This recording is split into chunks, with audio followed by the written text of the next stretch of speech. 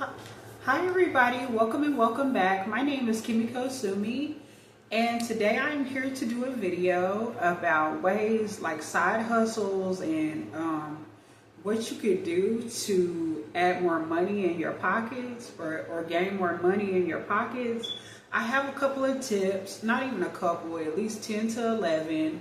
And basically, I'm gonna be like going down a list of what side hustles you could use to put more money in your pocket or even save money. Okay, so keep watching, please. Peace. Okay, y'all. Now, my first tip to getting more money with side hustles, or a side hustle you could use to get more money, is donating plasma or blood. Now, you could get like hundreds of dollars to thousands of dollars donating your blood, and basically they do what you think. They draw your blood, they'll test it out and everything to see if you're a potential donor. And if you match, you could get up to thousands of dollars at one time. So anyway, my next tip or side hustle would be taste testers. Excuse me, y'all. My next step would be to go to taste testers or something like that in your area. Basically, with taste testers, you could like probably research that in your area, and you could test food and different items and merchandise that people are gonna want to be tested out before they put it on the shelf in the stores. And you probably won't get you could probably get like $40-50 from it, probably about $25 to $50 at the least from taste testers or more. And that's a good side hustle. Okay, now number 3, you can recycle cans. And me personally, I haven't actually done this one because like I don't know. I guess I don't want to do the hard work it requires to picking up all those cans and stuff like that. But maybe that might be a side hustle for you, because I've heard that a lot of people can make a lot of money doing that. And in LA, they do it a lot. They recycle cans for extra money. Okay, now number 4, you can do envelope stuffing or money stuffing, like cash stuffing. You could like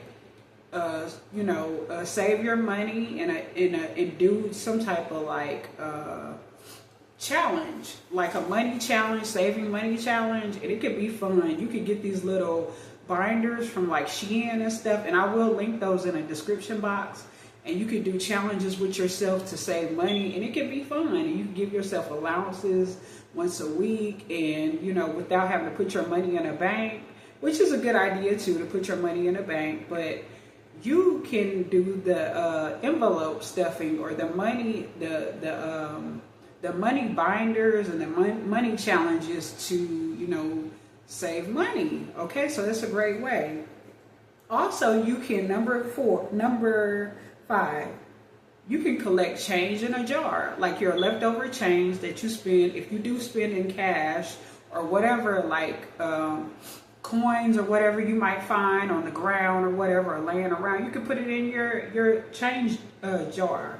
Your change jar, and it can accumulate over time. I used to do that a lot when I was growing up, but I don't do that no more. And then after a certain amount, you could go to the Coinstar machine at a grocery store, and then you could get, the money back. And it's like you're getting free money almost. Yeah. So my number 6 tip is selling creative items. So selling creative things, okay? And like t-shirts, jewelry, hair, etc.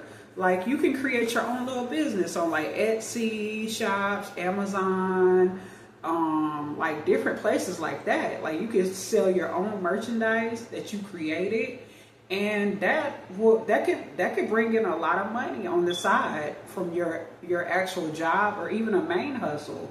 But I do suggest several hustles at once just in case.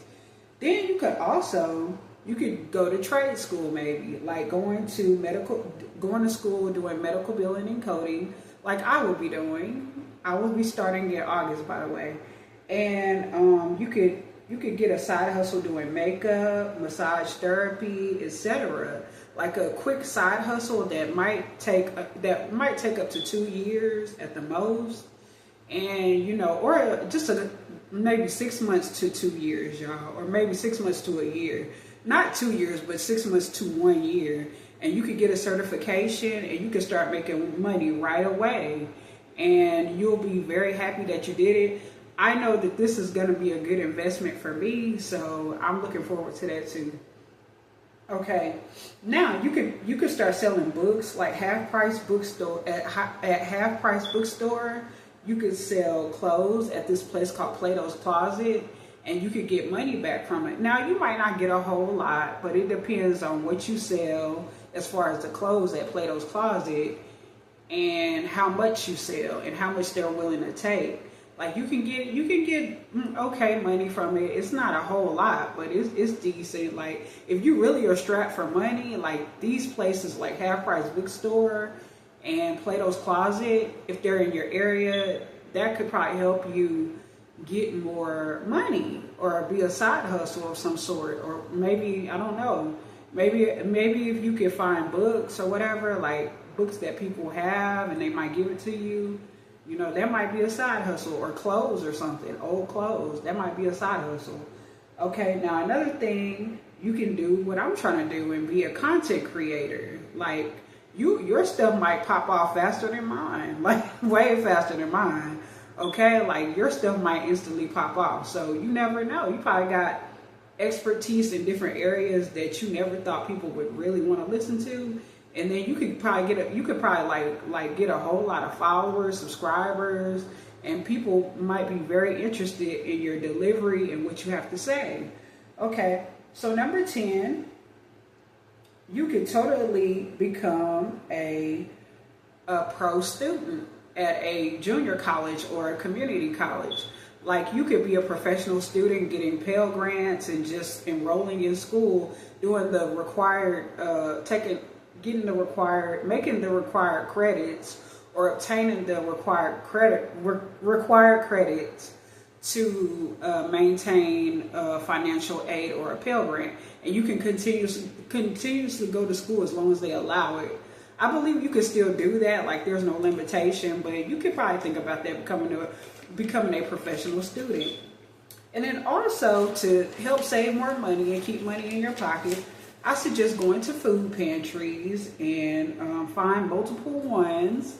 And I used to do that a lot when I was in LA, and I really didn't even have to spend money on food at all. Like I went to food banks and of course I'm gonna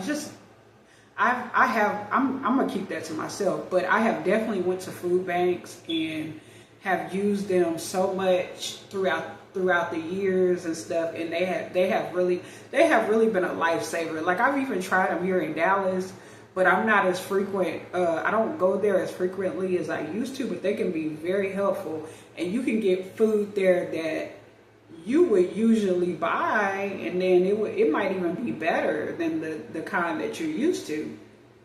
Like you just have to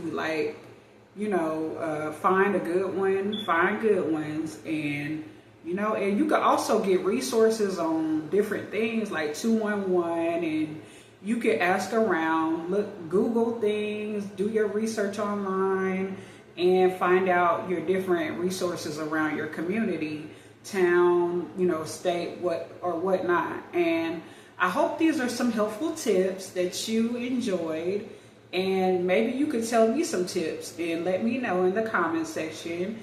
And I would very much appreciate it if you would like, comment, subscribe, share my video, and like I said, comment if you like, hit the notification bell, and I will see y'all in another video, my lotus flowers and my upcoming lotus flowers. Have a great rest of the day. Peace. I'm out.